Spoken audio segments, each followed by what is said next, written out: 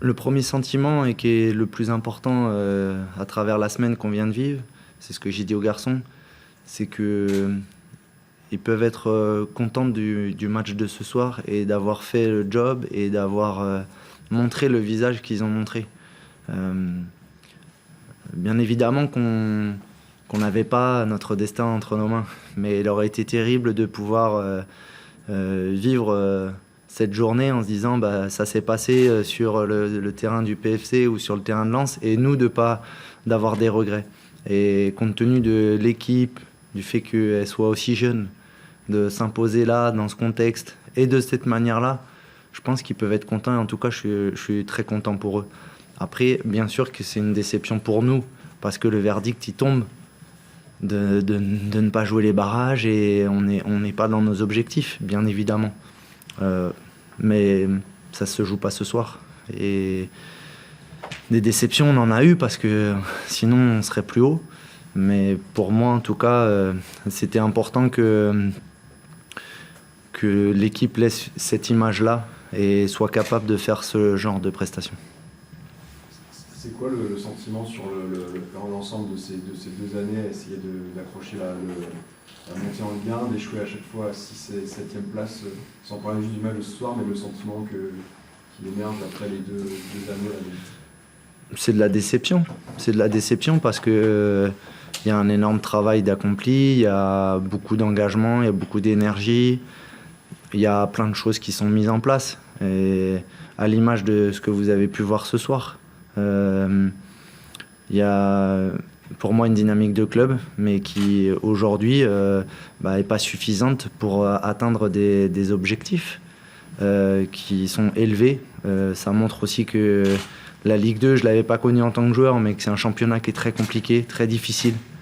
Et on est bien placé ici aussi pour savoir que c'est difficile de remonter en Ligue 1. Pourtant, club emblématique du paysage français, le Havre. Donc, et quand on voit aujourd'hui Nancy, Sochaux, Valenciennes, c'est dur. Maintenant, nous, je pense qu'on avait moyen de mieux faire. Et j'en suis le premier responsable. À partir du moment où c'est moi qui suis à la tête du sportif aujourd'hui, comme je l'ai dit aussi aux garçons, ne vous posez pas la question sur la responsabilité de ce que peut amener ce match. Jouer, mettez en place tout ce qu'on doit mettre en place, tous nos principes de jeu. La responsabilité, c'est sur moi. Et aujourd'hui, moi, j'assume cette responsabilité, logiquement. Sinon, il ne faut pas se faire ce métier-là. Qu'est-ce qui vous a manqué? C'est une question assez large, assez vaste, pas facile à répondre. Mais qu'est-ce qui fait la différence entre Lens, le PFC et puis Lorient? Ça, c'est... Après, c'est vrai que c'est une question assez vaste et je peux faire une réponse un peu de Normand, dans le sens de l'efficacité défensive et offensive. Mais je pense que sur la durée, on n'a pas été suffisamment consistant. Et après, c'est aussi une question de résultat. On est dans un monde et un environnement qui fait qu'on a besoin du résultat pour pouvoir valider ce que l'on met en place. Je pense qu'à travers ce que l'on a produit, on mérite d'avoir des meilleurs résultats que ce que l'on a eu. Mais malheureusement, et ça fait partie du haut niveau, l'efficacité, on n'a pas réussi à être au niveau des autres pour pouvoir être mieux classé. Quand tu dis que tu as plein de fois cette saison et que c'est un peu le reflet de votre saison finalement. C'est exactement ce que je viens de dire au staff, c'est que ce but, ce scénario de match, c'est un scénario vu trop souvent et c'est symbolique ce soir où on revient, on sent qu'on a pris l'ascendant et qu'en revenant dans le match, on a peut-être une chance d'aller le gagner et puis dans la foulée, on reprend un but. Et voilà, il y a une stat qui ne trompe pas, je crois qu'on a ouvert 19 fois le score cette saison en Ligue 2 pour 11 victoires. Et à titre de comparaison, je crois que Metz ou Brest, je crois que c'est 22 ouvertures de score à 19 ou 18 victoires. Donc on se dit toujours que le premier but, l'ouverture du score est importante. Alors ce soir, c'est pas une ouverture du score, mais trop souvent, on a été repris, on a pris beaucoup trop de buts à domicile. On en a marqué beaucoup, parce que je crois qu'avant le match, on avait la 2e ou 3e attaque à domicile, mais voilà, on a été trop peu intelligent dans la gestion de nos matchs. On a souvent fait des erreurs de concentration. Et voilà, donc ça, c'est pour la partie, on va dire, scénario des matchs. Quel est votre sentiment là? Ça y est, c'est fini.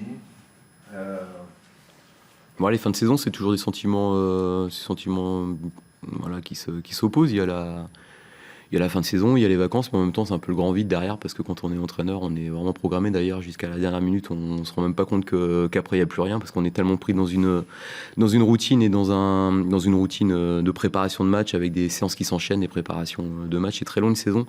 Et en même temps, c'est souvent aussi la dernière pour certaines personnes dans une 38e journée. Il y a des gens qui ont sans doute fait leurs adieux ce soir. Donc voilà, il y a les joueurs, il y a l'aspect sportif et puis il y a l'aspect humain. Il y a des gens qui vont s'éloigner, en tout cas physiquement, les uns des autres.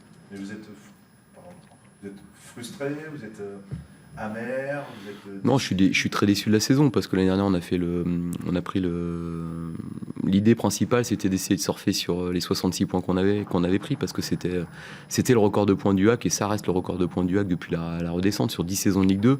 Il n'y a jamais eu mieux. Je crois qu'on avait battu le record de buts marqués. On avait quand même une bonne base. On savait qu'on avait un gros challenge pour remplacer notre buteur. Et finalement, cette continuité qu'on espérait pouvoir qui devait nous amener à être encore en capacité de faire encore mieux, parce qu'on sait qu'il faut essayer d'aller viser les 70 ou plus pour jouer quelque chose en Ligue 2.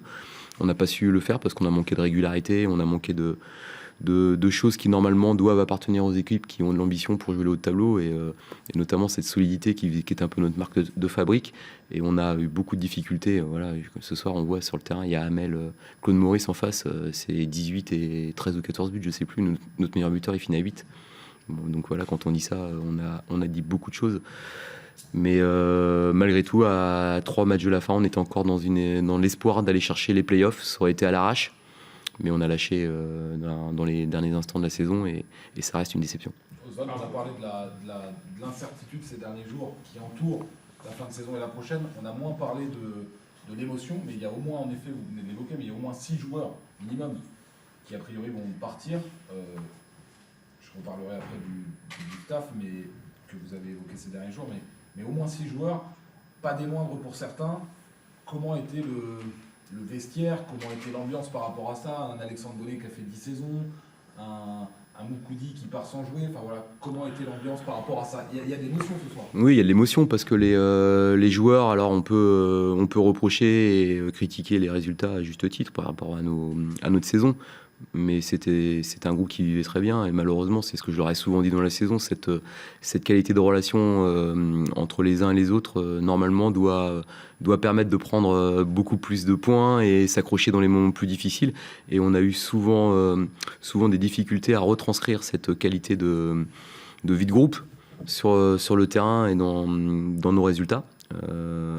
Et pour que ça soit encore quelque chose de plus fort, il aurait fallu qu'on fasse mieux. L'année dernière, ça nous avait porté dans un moment important dans la fin de saison. On avait une grosse solidarité, on avait une capacité à se dépasser. Cette année, on avait beaucoup de mal, mais vous savez, quand on démarre la saison avec 6 joueurs en fin de contrat, on le savait dès le début, c'est quelque chose de délicat pour avoir des ambitions, parce qu'on sait que selon le virage que tu prends au moment fatidique et au moment cruciaux, c'est-à-dire à mi-saison, comment tu bascules, tu sais très bien qu'il y a un premier mercato d'hiver qui déjà va peut-être te compliquer la tâche. Et puis en plus, après, si t'es pas dans le bon wagon à 8-9 matchs de la fin, tu commences à avoir des garçons qui peuvent, et c'est humain, se projeter sur leur futur club. Ils ont pas galvaudé les matchs, ils ont pas lâché les matchs, mais il y a des moments où je pense que le dépassement de soi, la capacité à aller beaucoup plus loin dans l'effort, il faut avoir aussi la certitude d'être dans le projet dans le futur. Maintenant, ça fait partie des choses qui compliquent la tâche et le métier d'entraîneur et de président de club. C'est cette gestion des joueurs en fin de contrat, à 1 an de la fin du contrat, des premiers contrats pro. Toutes ces choses-là font que c'est aussi important parfois que le reste, de tout bien gérer pour que ça soit en ordre de marche. Mais il y a quand même des ingrédients qui sont indispensables pour jouer le haut de tableau. Et je pense qu'il y a quelques-uns de ces ingrédients-là qui nous manquaient cette année.